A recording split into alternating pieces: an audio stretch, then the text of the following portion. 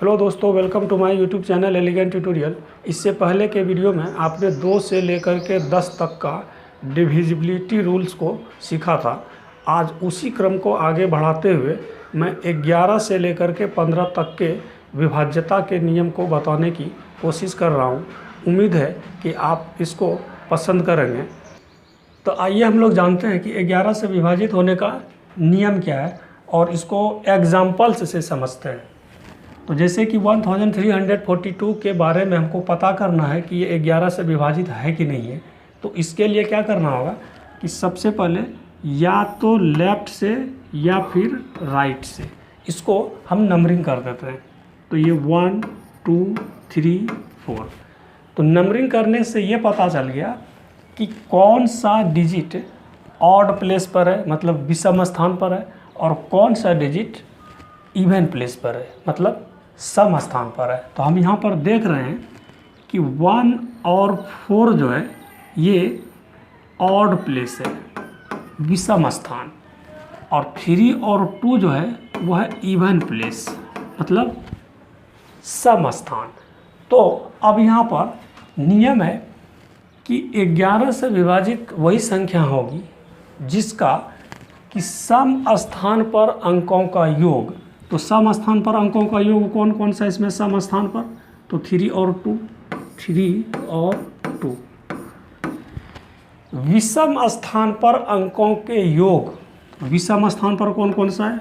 1 और 4, 1 और 4 का अंतर अगर 0 हो या फिर 11 से विभाजित हो तो वह पूरी संख्या 11 से विभाजित होगी। तो यहाँ पर हम देख रहे हैं कि ये 5 और -5 ये हो गया 0। इसका मतलब ये कि ये जो 1342 है वह 11 से विभाजित होगी। ज़रा इसको हम चेक करते हैं। 1342 को हम 11 से भाग देते हैं। 11 1 जा 11, 11 2 जा 22, 11 2 जा 22। तो इस तरह से हम देख रहे हैं कि ये 1342 11 से विभाजित होगी। अब दूसरे एग्जांपल्स की ओर हम लोग चलते हैं। यहाँ पर भी वही चीज़ पता करना है कि ऑड प्लेस पर कौन है। तो ऑड प्लेस पर तो है 1 6 और फिर 1, मतलब विषम स्थान पर कौन कौन सा है? तो 1 6 और 1। तो 1 + 6 + 1। और इवन प्लेस पर कौन कौन सा है? तो इवन प्लेस पर है 4 और 4, मतलब सम स्थान पर 4 + 4। अब हम यहाँ पर देख रहे हैं कि इस दोनों का अंतर क्या है। तो इस दोनों का अंतर है 8 - 8, मतलब 0। इसका मतलब ये कि यह भी 14,641 भी 11 से डिविजिबल होगी। नेक्स्ट एग्जांपल की ओर बढ़ते हैं। 65,824 क्या ये 11 से विभाजित है? तो इसमें भी वही प्रोसेस। इसको पहले देखेंगे कि ऑड प्लेस पर कौन कौन सा है। तो ऑड प्लेस मतलब विषम स्थान पर 6 8 और 4 है। तो हम इसको ऐड करते हैं, 6 + 8 + 4।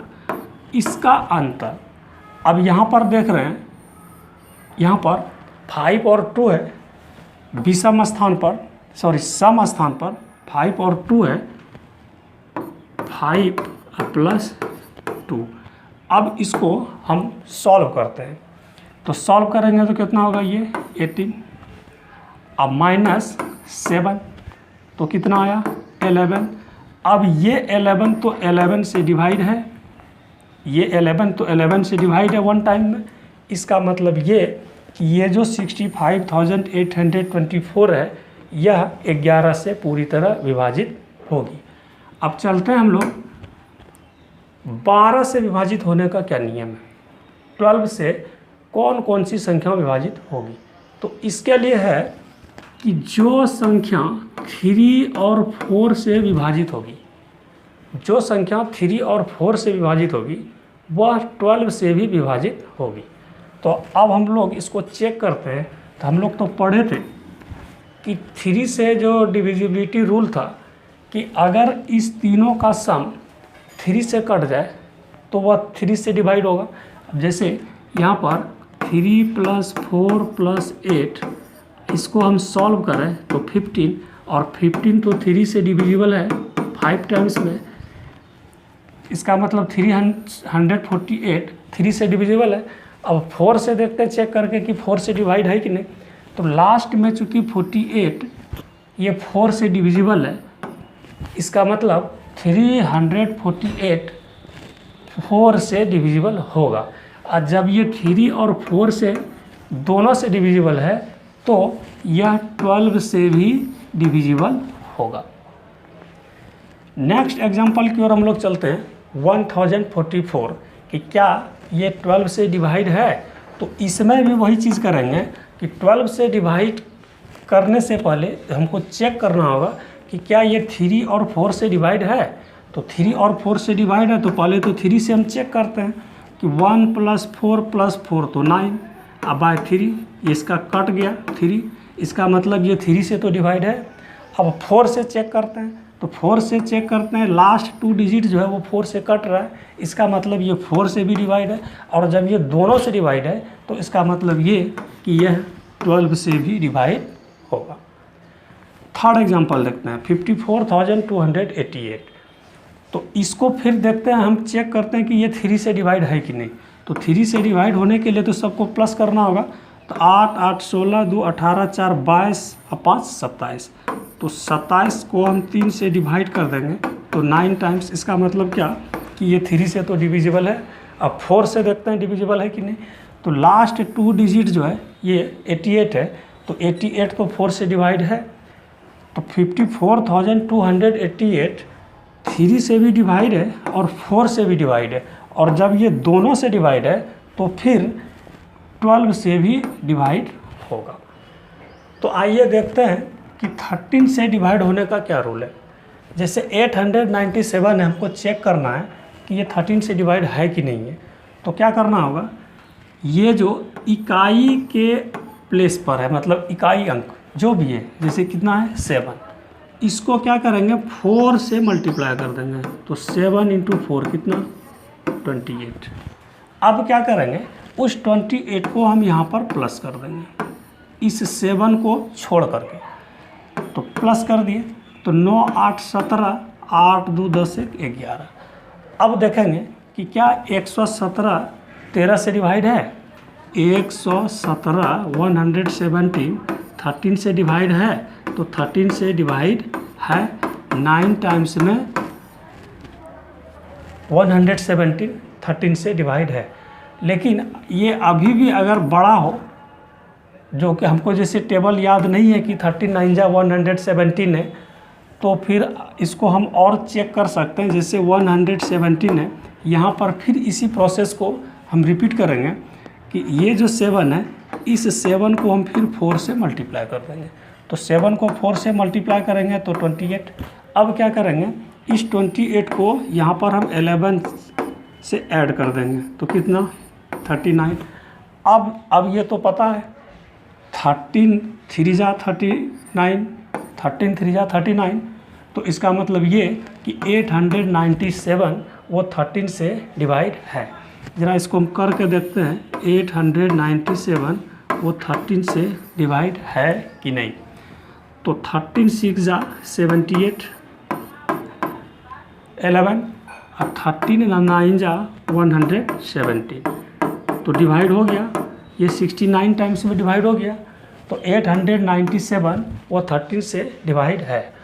4485 ये डिवाइड है कि नहीं 13 से, इसको आप मुझे कमेंट सेक्शन में बताइएगा कि 4485 वो 13 से डिवाइड है कि नहीं। तो आइए हम लोग जानते हैं कि 14 से विभाजित होने का नियम क्या है। तो 14 से विभाजित वही संख्या होगी जो कि 2 और 7 से विभाजित हो। जो 2 और 7 दोनों से विभाजित होगी वही संख्या 14 से 14 से विभाजित होगी। तो हम चेक करते हैं कि क्या ये 2 से विभाजित है। तो 2 से विभाजित है क्योंकि लास्ट में इवन नंबर है, लास्ट में इवन नंबर है, सम संख्या है, इसलिए ये 434 जो है वो 2 से विभाजित है। अब जरा हम इसको चेक करते हैं कि ये 7 से विभाजित है कि नहीं। तो 7 से विभाजित करने के लिए हमको क्या करना होगा कि लास्ट में जो डिजिट है, लास्ट में क्या है 4, तो इसको 2 से मल्टीप्लाई कर देंगे। 4 2 जा 8। अब क्या करना है, अब ये इस 4 को नहीं लेना है, 8 को यहाँ पर हम माइनस कर दें। तो 13 में 8 गया 5, आइए आया 35। ये अगर 7 से कट रहा है, 7 से डिवाइड हो रहा है, तो 35 7 से डिवाइड हो रहा है 5, तो इसका मतलब कि ये पूरी संख्या 7 से डिवाइड होगी। जब ये 2 से डिवाइड हो गई, 7 से डिवाइड हो गई, इसका मतलब कि यह 14 से भी डिवाइड होगा। नेक्स्ट है एग्जाम्पल 2394। अब इसको हम देखते हैं कि क्या ये 2 से डिवाइड है, तो 2 से डिवाइड है क्योंकि ये सम संख्या है, तो ये 2 से तो डिवाइड है। 7 से डिवाइड है, तो 7 से डिवाइड, इसको चेक करते हैं, तो 2394। तो 7 से विभाजित करने के लिए 7 का जो रूल है कि इस 4 को 2 टाइम्स कर देंगे, तो 4 को 2 टाइम्स करेंगे 8, यहाँ पर 8 हम इसको माइनस कर दिए, तो 132। अब भी बहुत बड़ी संख्या है, तो इसको और छोटा करते हैं। इसको क्या करेंगे, इस 1 को फिर 2 टाइम्स कर देंगे, 1 × 2, तो 2। अब फिर यहाँ पर 2 से इसको माइनस कर देंगे, तो 21। अब हम देख रहे हैं कि ये 21 जो है वह 7 से डिविजिबल है। 3 टाइम्स में 21 7 से कट जाता है। तो इसका मतलब ये कि 2394 वह 7 से डिवाइड है, और 2 से भी डिवाइड है, तो 14 से भी डिवाइड होगी। नेक्स्ट 15 की ओर हम लोग बढ़ते हैं कि 15 से कौन कौन सी संख्या डिवाइड होगी। तो जैसा कि 15 का फैक्टर होता है 3 और 5, जो संख्या 3 से डिवाइड होगी और 5 से डिवाइड होगी, वह संख्या 45 हो या 180 हो, 9360 हो, वह 15 से डिवाइड होगी। तो पहले हम चेक करते हैं कि क्या ये 45 3 से डिवाइड है। तो 45 3 से डिवाइड है क्योंकि 4 + 5 9, इसको हम डिवाइड करेंगे 3 से, तो 3, तो ये 3 से तो डिवाइड है। अब ज़रा हम 5 से चेक करते हैं, तो लास्ट में चूँकि 5 है, इसका मतलब ये 5 से भी डिवाइड है। तो जब 3 और 5 से डिवाइड हो गया, तो इसका मतलब ये 45 15 से भी डिवाइड होगा। 180 की ओर चलते हैं हम लोग। तो पहले तो चेक करते हैं कि 3 से डिवाइड है कि नहीं। तो 3 से डिवाइड है, 1 + 8 + 0 अगर हम करें तो 9 है, इसको डिवाइड करें तो 3 टाइम्स, तो 183 से तो डिवाइड है। अब हम 5 से चेक करते हैं, तो 5 का डिविजिबिलिटी रूल है 5 का कि लास्ट में अगर 0 हो या 5 हो, तो वह संख्या पूरी तरह से 5 से डिवाइड होगी। तो इस तरह से हम लोग देख रहे हैं कि 180 इस 3 से भी डिवाइड हो गया और इस 5 से भी डिवाइड हो गया। इसका मतलब ये कि यह 15 से भी डिवाइड होगा। 9360 के बारे में फिर वही कॉन्सेप्ट कि हम तो पहले चेक करेंगे इसको कि ये 3 से है कि नहीं डिवाइड। तो 3 से, तो 9 + 3 + 6 18, तो 18 तो 3 से डिवाइड है 6 टाइम्स में, 18 3 से डिवाइड है 6 टाइम्स में। अब लास्ट में देख रहे हैं कि 0 है, इसका मतलब ये 5 से भी डिवाइड है, तो 9360 या 15 से भी डिवाइड होगी। क्यों होगी? क्योंकि ये 3 से भी डिवाइड हो गया और ये 5 से भी डिवाइड हो गया। उम्मीद करता हूँ कि आपको ये वीडियो अच्छा लगा होगा।